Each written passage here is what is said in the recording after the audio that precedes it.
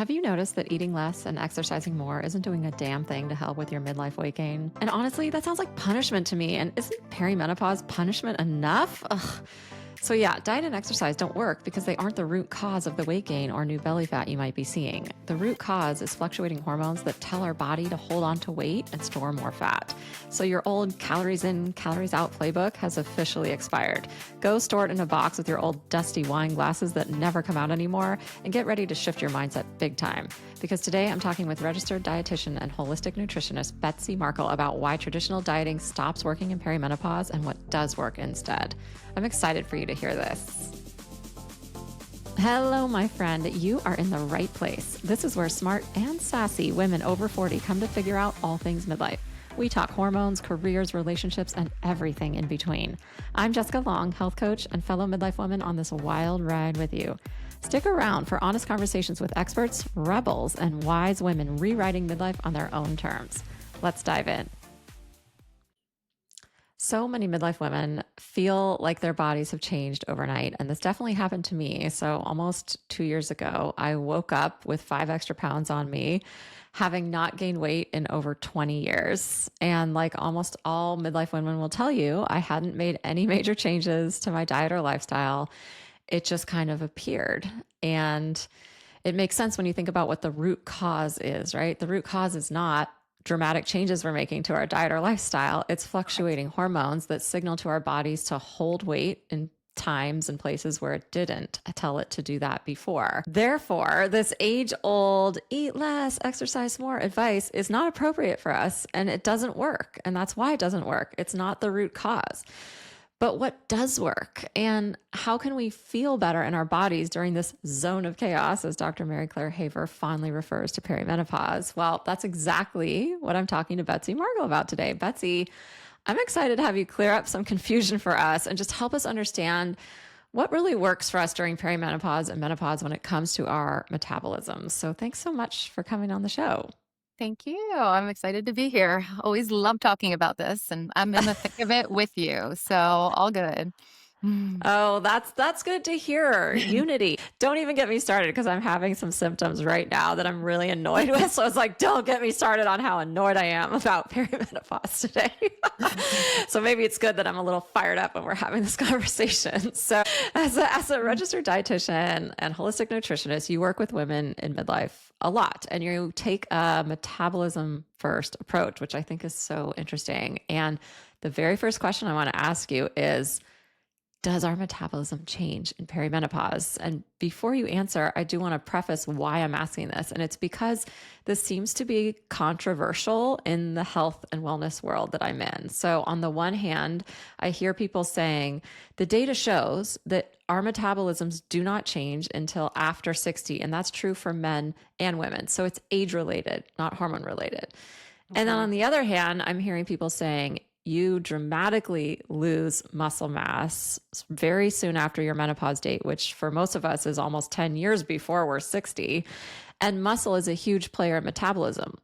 So how could it not be affecting our metabolism if we're losing all this muscle mass? So can you just clear this up for us? Does our metabolism change in perimenopause?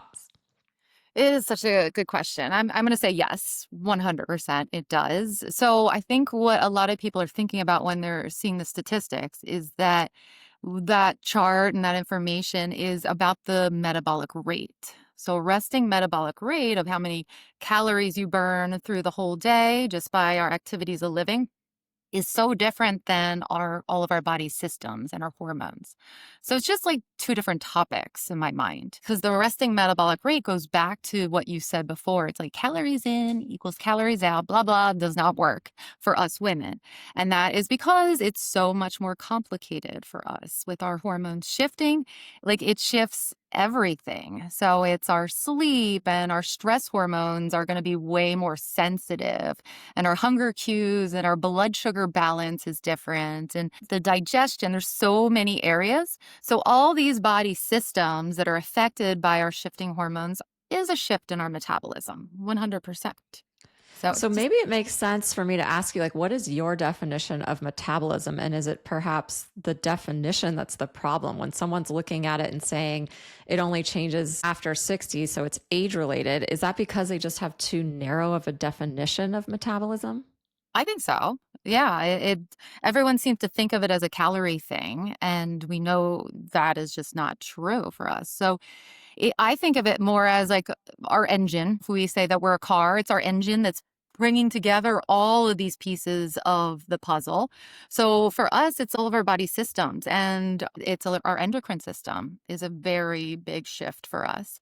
But it's also our stress hormones and our nervous system, if that's all out of whack, and our immune system and our cardiovascular system. So it's like bringing all of these pieces together. Again, the digestive system, if they're all working in synergy, that is more of like the metabolism working well. And you know that if just one piece of that puzzle, so if it is just that we are not fueling our metabolism properly and our blood sugar balance is off and our digestion is a little off and we're eating inflammatory, it can throw everything off in there. So we want to just think of it as more of like a whole body approach instead of a calorie thing. Which, when we're Yeah. 20, we cut calories, it works. And then you just hear the same thing over and over again. What I used to do worked and now no longer works for me. And that's exactly why.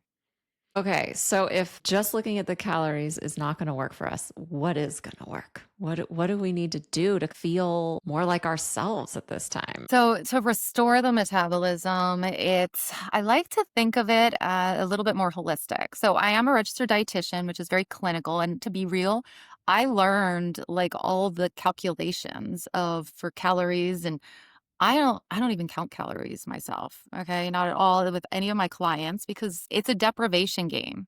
So that is not the answer. So, what is going to be? It's about more of a holistic approach. What the body needs is going to be more of nourishing it. So it's kind of like kindness to the body, but kindness to the mind as well. So we are fueling it in a way that's actually giving enough fuel for the body instead of depriving it.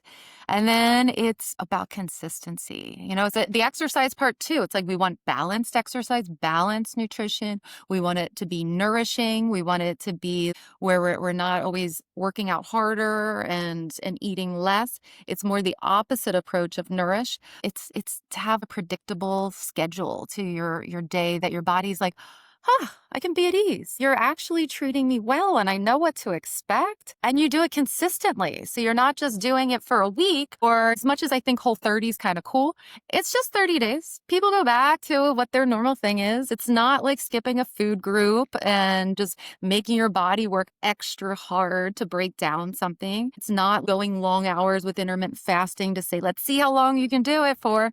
It's the opposite. It's nurturing our metabolism back to health with our daily habits and our mindset, because the mindset can throw it all off even if we're doing all the right things. Well, that was my first thought as you were talking. I'm like, this is going to require a big mindset shift because all the way up until now, we've thought that we need to punish our body if we end up in this state of 5-10 pounds over what we're used to or whatever it may be. We're used to the answer is punishment and scarcity and taking joy away. You're saying, no, at this stage of life, the answer is the complete reverse, where you actually need to maybe even fuel your body more in certain ways and love yourself versus punish yourself. And hello, isn't that just a better way of living? Who wants just to be in punishment mode and be like willpower all the time and discipline and calculating all the time? The body wants nurturing. And I want it to be like a journey that you learn about yourself. You get in tune with your body. And so instead of it like alcohol, like, what? You don't want me drinking wine all the time and after dinner? Honestly, you can do whatever you want. We're also different. It's a matter of like, what if you did it in a way where you challenged yourself to say, okay, let's see if I go a certain amount of days without alcohol. How does my sleep work? work? The next day, do I have a little bit more energy and motivation? And then as people get more in tune and say, okay, when I drink on the weekends, but I don't drink during the weekends, wow, that's so much worse. I wake up at 3 a.m. I'm a bit of a disaster the next day. They're going to want to make changes on their own. It's going to be less of me telling them and them saying, no, I shouldn't be doing this, and more of, wow, I feel so much better that way, and I'm so much more productive, and I'm clear-headed, and I enjoy myself more.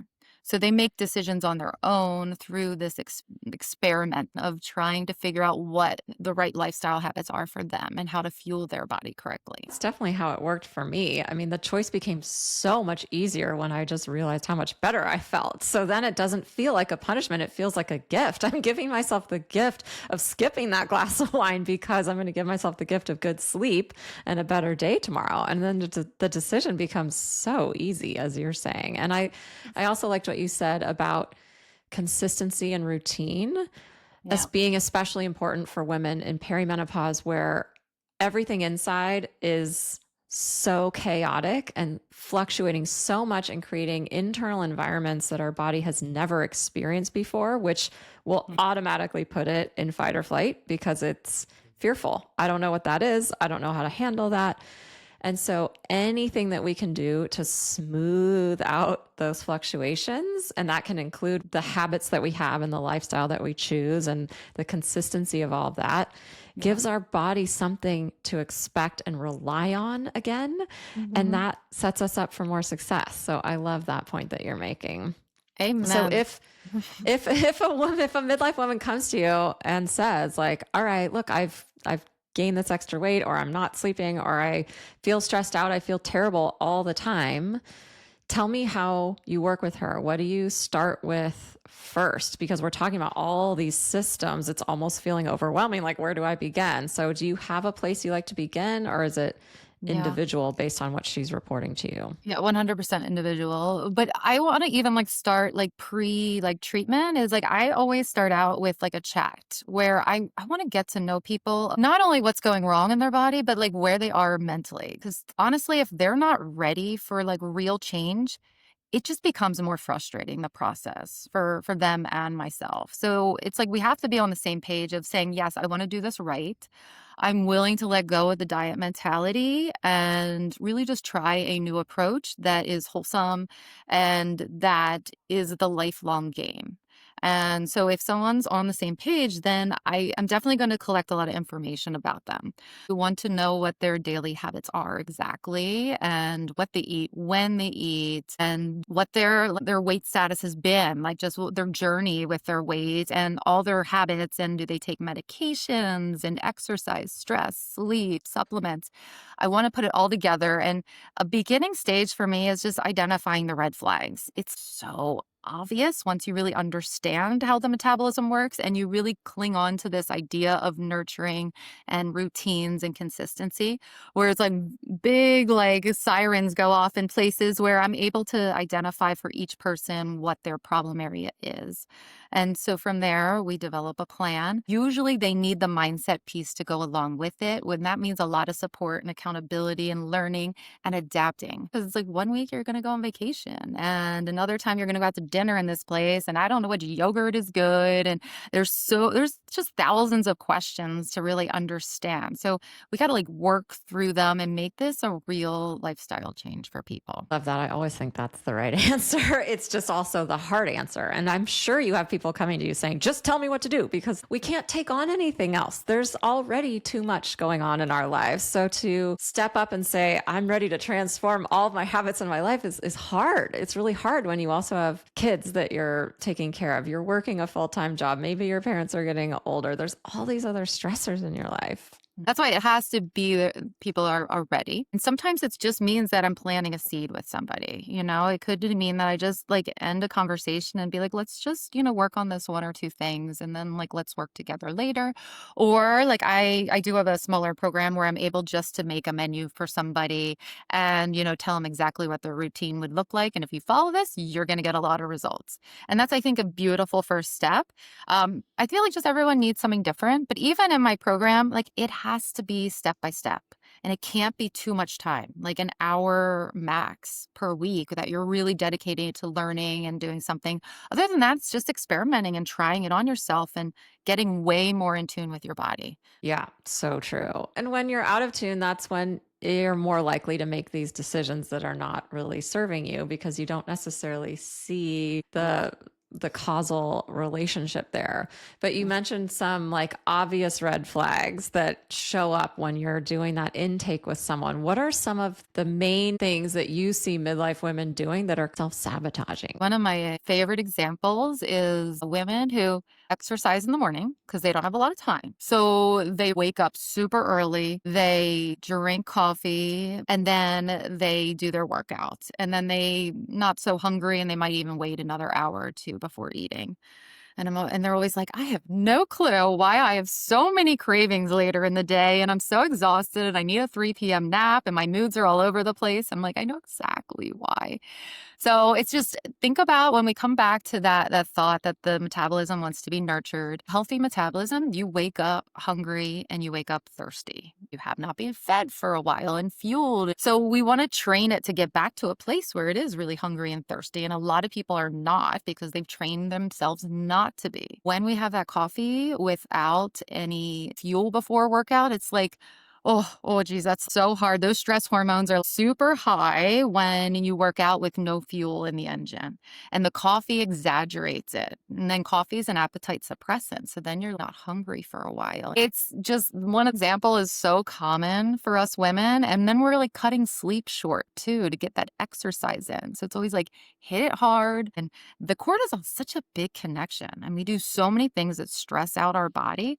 So when that cortisol is high and sparked because it's like caffeine on an empty belly, or it's a long period of time without eating, or we don't balance our meals correctly, cortisol definitely ramps up and that throws all of our sex hormones off even more. So the perimenopause cycle gets worse as our cortisol and our stress hormones are activated on a daily basis, ongoing. It's not just what you eat, when you eat, and the balance, the portions. Yes, it's important, and I want to definitely personalize it for each person and their activity level.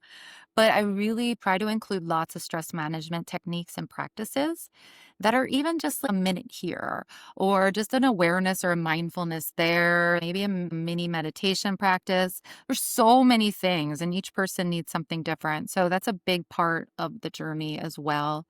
And then I think back to the question of some of the areas that a lot of women struggle with. They might overexercise or not at all. It's like one or the other. It tends to be way more cardio based. So it's just shifting to a smarter kind of workout, more balanced nutrition and mindset work as well. So, do you think it's important for a midlife woman to eat, let's say, protein first thing in the morning? Yeah, definitely. I think there's so Okay. much of an emphasis of like protein in the morning that we don't put any energy or thought into the carbs. So Mm-hmm. yes, as women with shifting hormones, we do need more protein than the average. It's a little bit more. So it's not like we have to go protein crazy. And yes, in the morning, it is a great way to stabilize and get the blood sugar started in more of a steady way. But no one talks about the carbs are too confusing for people. I feel like it's like all or nothing with everybody. So just working with an endocrinologist for so long and really hyper focusing on blood sugar balance and insulin sensitivity and cortisol, it really comes down to instead of counting macros all at once for the whole day, it is figuring out the right ratio each and every time we eat. So even if someone is having a snack at 3, to me, that snack is a mini balanced meal and it's an opportunity for us to balance our blood sugar and our hormones. So those eggs in the morning, yes, I think it's great. We got protein, we got some healthy fat, but we do need a little bit of energy that's going to fuel the brain and kind of get us started on an energy level. But we just don't want too much and we want to make sure it's not so processed, the carbs, so it doesn't absorb so fast. So, protein, fat, carbs at every meal or mini meal. I liked what you said. I'm eating to stabilize my hormones. So, every time you're making that choice, Mhm. I'm choosing to stabilize my hormones or I'm choosing to throw gasoline on the fire that's inside my body right now. Yeah. So if I put it in like a simple way, I think carbs first. So I think I would always just go there to say, let me get some carbs. Let me make sure that they're the right portion for me and my activity level. And then I want those carbs to absorb as slowly as possible because it's steady blood sugar equals steady hormone. If it's a simple carb, like gummy worms, obviously it's going to absorb super fast and then it's going to crash and you're going to feel it. But if it is more like a apple or even like something like oatmeal, that's a carb, but it's more complex. So already it's going to absorb a little slower. So then if we add some protein to it, and so the oatmeal, maybe we add some nuts to it, maybe some chia seeds, and that's some protein and fat to slow down the oatmeal. Um, and those two are like the most essential for us. Those are the ones that I calculate more than anything because I don't like to put so much energy into being like, we have to have the exact number of carbs and protein in every single meal. It's overwhelming. So if we can eyeball those and get good at that, that's the two main things that are going to fuel our metabolism properly and help stabilize our hormones. But the more that we add in a little healthy protein, a little healthy fat, and if we can get some extra fiber in there and maybe some veggies, even better. We'll add that. It'll make the blood sugar look really good for like 3-4 hours. And if we can eat like that consistently through the day, oh, it's like night and day. It is just so beautiful to see people's cravings go down and their feel like just so much more like themselves in their body and their mood and their clarity and just their energy through the day. It's like night and day. It's definitely true for me, especially if I start that with breakfast. And I usually do. It's the days that I don't, where I'm like, ooh, I didn't get quite the right balance. And now it's 11 and I'm hungry and I'm annoyed because I know I'm hungry because I didn't do breakfast right. And it does kind of throw off your day because then you're eating lunch too early and then you need a snack before dinner. But if I have a properly balanced breakfast, I will make it to lunch, no problem. And if I have a properly balanced lunch, I will make it to dinner, no problem.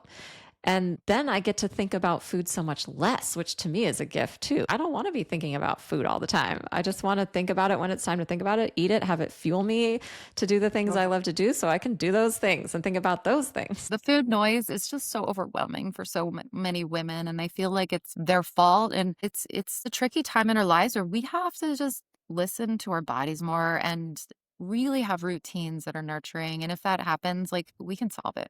We really can solve so many of the symptoms. I think that's the most important message too. And the mindset shift that we talked about. So we blame ourselves or we think we need to punish ourselves with food. But if we can really switch that around and say, I actually just need to learn a different way to eat. And I need to look at my plate or bowl or whatever and look at it and say, is there protein? Is there healthy fat? Are there carbs? Is there fiber? Are there some veggies? Great. I'm good. I'm not measuring anything. I'm not counting anything. I'm just looking for that balance. If I've got that, then I'm good. And so really, like I started eating this way several years ago. And to your point, it's life-changing because I think about food so much less. I'm so much more satiated throughout the day and stable. And I think this is one of the most critical things we can do for ourselves while the hormones are fluctuating so wildly. Yeah. If we can eat to stabilize our blood sugar and stabilize cortisol and insulin and ghrelin and some of the other hunger hormones, then we can set our other hormones up for more success. 100%. And I hope women don't get too overwhelmed by that thought. Like, it's not that hard. Like, the whole process, No. honestly, the mindset piece is like 10 times harder than the nutrition. Like, I'm a nutritionist, but I'm becoming way more of a health coach. I'm certified for personal training. I teach yoga. The world of exercise is simple too. I can teach that stuff and really get people to understand it pretty dang fast. And once they implement it, bam, it helps. But it is the mindset piece that I think as women, like we really need to hone in on that as well. It needs to be a combined effort. I'd love for you to share a story of a woman who has come to you feeling the way we're talking about, just not like herself anymore. Maybe she's gained a little weight or she's tired or her moods are off, and how you've helped her, and help us manage our expectations around if we choose to go down this path and say, okay, yeah, I'm ready to make these lifestyle changes that they're talking about. What are some realistic expectations for when we can start feeling better, and what will we feel like when we've gotten in the rhythm of this? I picked Sharon as an example because she's very typical of like most people who've tried everything. She tried keto, she tried intermittent fasting, Weight Watchers, like so many things. And they worked until they didn't work anymore. And then, like, when you're in the diet world for long enough, you just start to think that way and it becomes a bit of an obsession, like a lot of tracking and showing me so many charts of weight and what they ate that I'm like, whoa, I'm overwhelmed just by looking at it. Also, other than wanting to lose weight, she definitely struggled with a lot of joint pain, cravings, and sleep. And those are very common symptoms from a lot of the women. So like everybody, I'm going to do the full evaluation. And so for Sharon, one of the big things we did was we did start a meditation practice for her, which was so new. And she was definitely nervous about it. And she said how much she was a failure and couldn't do it. But I was like, the point of meditation is not to be good at it. It is to do it consistently so that you keep flexing that muscle of the mind of coming back to the present moment and not sticking with these thoughts that tend to sabotage us. So that I could tell was helping her with the diet mentality a lot. We tweaked the timing of her meals. We worked on the mornings in particular. It helped with her cravings later on in the day. We worked again with the 3 p.m. snack. We really worked on the balance. So many people, like for their snacks, just eat granola bar or cheese or a hard boiled egg, but we put it together into balance. We got her very organized. And so from there, she noticed results of her energy improving and her sleep improving, and the joint pain went away pretty fast when we started to really hone in on an anti-inflammatory diet for her. She did lose weight, but it wasn't as fast as other diet roles out there. So it's so hard. The expectations are so big. I had to reel her in many times to be like, this is not a diet. This is not a short-term fix. This literally is forever. So we are going slow with the weight loss. That is a really positive thing. That's what we want. But honestly, the weight loss part did not fully kick in until her mindset trusted the process. That is such the key in this journey. I multiple women who are like, Betsy, it's not working. It's not happening fast enough. And we have to get to a place where they're saying, I'm just going to trust this. I'm going to be okay with where I'm at right now, no matter where I'm at. And I'm actually going to enjoy eating this way. And I'm going to pay attention to how I feel. And I'm going to pay attention to my daily routines. And I'm going to be intentional with all of this. And once they start doing that and forgetting about the weight, that's when the weight comes off and their body shifts. They always are feeling better, but they always put this little pressure on themselves to have it faster and faster. So honestly, it happened with her as well. It started to come off so smoothly once she let go of big expectations and pressure on herself. So to answer your question of what to expect in general, I'd say like within a week or two, most people feel the first few signs of an improving metabolism, which are better energy and less cravings. Those are like signs that your metabolism is kicking into gear pretty fast. And then the weight usually comes down the road if that is an area for what you're hoping for. It usually comes closer to like 6 to 10 weeks is where I notice way more weight loss. Good to know. So trust the process, shift the mindset a little bit, and don't expect the magic pill that we all love to just put all of our eggs in the magic pill basket. But really, this is more of a chosen lifestyle. And I do have to say that, yeah, eating this way, I just feel like I'm taking the best care of myself that I possibly could. And that feels good. And I love knowing I'm making really good choices for myself. I'm doing the best I can. And I'm still going to have my bad days and my perimenopause symptoms are still going to come through. But for the most part, I'm doing everything I know to do. And that feels really good to just know that you're taking care of yourself. Betsy, thanks so much for coming on today. Where can our listeners find you, learn more about your programs, and connect with you? I'd say probably my website is the best place to start because there's lots of information on there. I've written a ton of articles and there's a ton of recipes on there as well. So it's sunshinewellnessinstitute.com. And once you get on the homepage, there's 2 things that you could do. One is there is a rate your metabolism quiz where you can get results instantly. And then you can always set up a free chat with me. We can just get to know you and see, what's going on in your life. It's never any pressure. It's just let's see what your red flags are. And if we can come up with a plan that works for you, awesome. Great. Thank you so much. I love the work you're doing. I think it's so interesting. And I think it's really refreshing to hear someone taking this approach versus the go to Weight Watchers. I don't know about you, but I'm done with that. Isn't it hilarious that that's refreshing these days? Because I'm literally talking about the foundation of our bodies that is so old school. And this is what we used to do so long ago. And now we're coming back to it. So I hope it clicks for people that it's not a quick fix. It's just loving your body and working on your foundation so that you can get in tune with yourself and enjoy these years and not work against yourself constantly. Totally, totally. I feel like we've done that for so many years. It's time to work with ourselves. All right. Thanks so much for coming on the show. So nice chatting with you today. You too. Thank you, Jessica. I appreciate it. All right, my friend, let's wrap this up with 3 quick takeaways from Betsy. Number 1, dieting backfires in perimenopause because your hormones are shifting, not because you're doing anything wrong. Number 2, balanced meals, protein, fat, carbs, and fiber are the secret sauce for steady blood sugar, fewer cravings, and way more energy. And number 3, the mindset shift matters just as much as the meal plan. Nurturing your metabolism beats punishing your body every single time.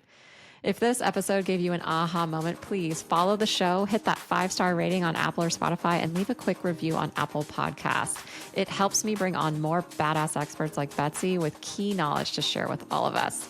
Thanks so much for listening, and I'll see you next week.